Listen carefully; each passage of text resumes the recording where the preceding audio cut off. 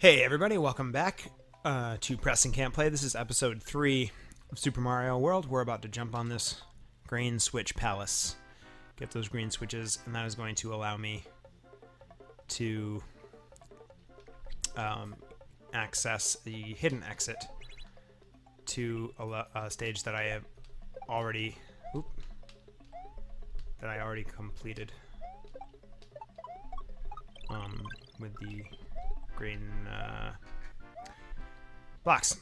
Good. Yeah, so what I was talking about in the last episode, if you recall, is whether or not kids, who are sort of in their preteens or young teens and experiencing games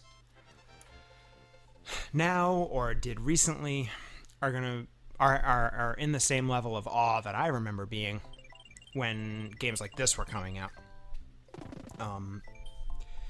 Continue and save. Great. So we're gonna go back here. All right. So, my thought was that I guess it sort of depends on the age of the person in question. And what the game is. I mean, there's definitely games that came out around the same time that Super Mario World came out, and after that look a hell of a lot worse.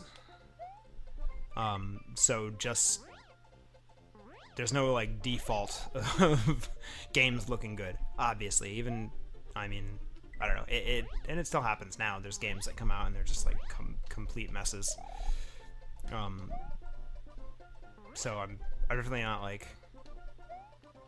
I definitely don't have like what do they call them? What do they call those things? You know? It doesn't matter. I have no like illusion that like every Super Nintendo game was gorgeous, and do kids think that every PlayStation 3 game that ever came out is gorgeous, just like I think every Super Nintendo game is? Absolutely not. But as I was saying, there are certain games that, even in my opinion, by today's standards, are completely still gorgeous, like this. Like Earthbound, only because I was just talking about those games, but there are others for sure. But then I'm thinking like, well, what about the kids who, were, between 10 and 14 when, the N64 first came out?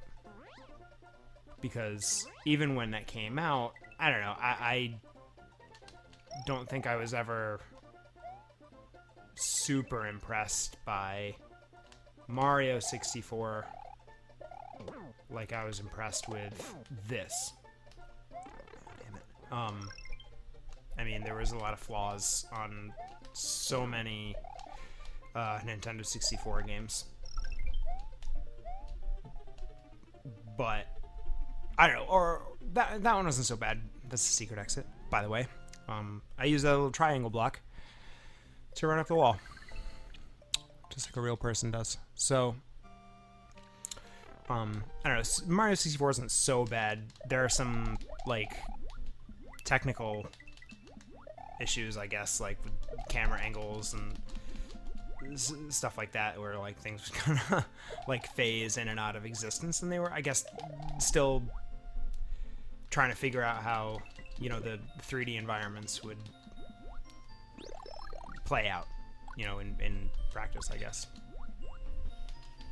All due respect to them, I'm not trying to shit on Nintendo 64, but there's games like the Castlevania games, Castlevania 64 and like Legacy of Darkness, that even at the time I would just remember thinking like, what are they doing? And Castlevania games, even at their base level, at Castlevania 1, 2, and 3 were always gorgeous.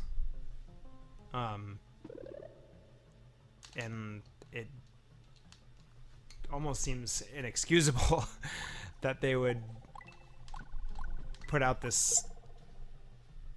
Damn, I lost my free life. Somehow, to the ages. It almost seems like disrespectful to me as a fan, and also like to the series itself, that they would put out a game that just looked so terrible and just played so poorly. So like, were kids at that time like totally glammed by those like really wonky 3D games? Or did they know? I'm asking the group. So yeah, if you are in that age bracket and had that experience, feel free to chime in. I'm interested to know your perspective. I don't think I know any gamers of that age group. The secret exit is that. Okay. Just for the sake of it, I'm gonna get the real exit too. Just so, you know, the internet is happy with my performance. I'm gonna get everything here. I'm fairly quick at playing through this game, I think, so hopefully I won't, like, by being a little bit of a completionist, just like really drag this out. And if it gets to that point later on, I'll just bail on the whole thing. I don't want this room. I don't care about it. I have no like compulsion to get every, you know, every exit of every level and every dragon coin in every level. I ain't about that life. I've done it for myself. Maybe later on in the series, not in the series, later on in the show, I do plan on playing some games that I have never played before for the first time for the show. Most likely with very little preparation. And I know what you're saying in your head. Probably out loud. It's probably bothering you that much that you're just shouting it to the room. That's like, Let's Play 101, right? It's like, you're not supposed to play games that you've never played before. But I'm not trying to lie to anybody or make this any more of like a thing than just having fun. You know, I'm not trying to teach anybody how to play games or do any walkthroughs or show anybody secrets. I'm just having fun, playing some games. Maybe I'll have some friends on at some point. Oh my god, I am cleaning house.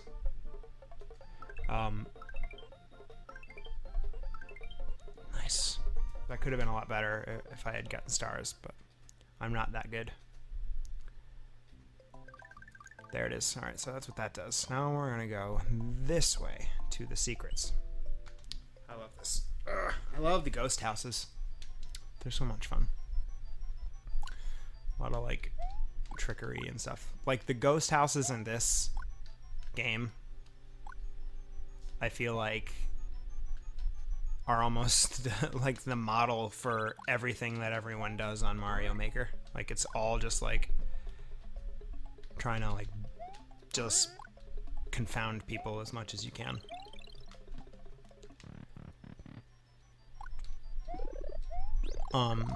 Anyway, yeah, so like the purpose of this is not for me to have any like grand illusion that I'm this master game player. It's in the title. Preston can't play. Don't really consider myself to be very good at games. I'm not terrible at games. You know, like platformers, I can handle. You know, I've got all right hand-eye coordination to be like running around a level like this, but like in general, like first-person shooters, not very good at those. RPGs, if I'm not playing for an audience, I promise I won't do this like on the show, but I'm so weirdly meticulous about playing RPGs. I have to check every possible thing. I talk to every like accessible NPC, and like I have to like level my characters regularly and as evenly as possible. Like it's so weird, but I've always done it, and like, you know, it kind of feels good to get it off my chest, if I'm being real. But yeah, I've always really liked video games, but I would never claim to be like an all-star video game player. So the purpose of this is solely just for me to have fun. Like, and if you also have fun watching the show, that is awesome. And hopefully my weird like banter is entertaining enough that you keep watching. And if not, I'm sorry. I'm sorry if you're looking for this to if you have it up on this show because you desperately need a walkthrough for Super Mario World, or you're looking for like all the secrets or something like that. That's all. That information is readily available. We're just here to have fun. Yeah, rant over, I guess. I don't know where that came from. That's gonna conclude this episode of Preston Can't Play. Next time we will continue our adventure through Super Mario World. I missed more stars. I'm terrible at those things. Alright, see you.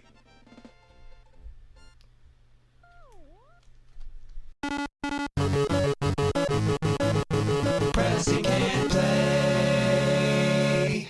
Continue.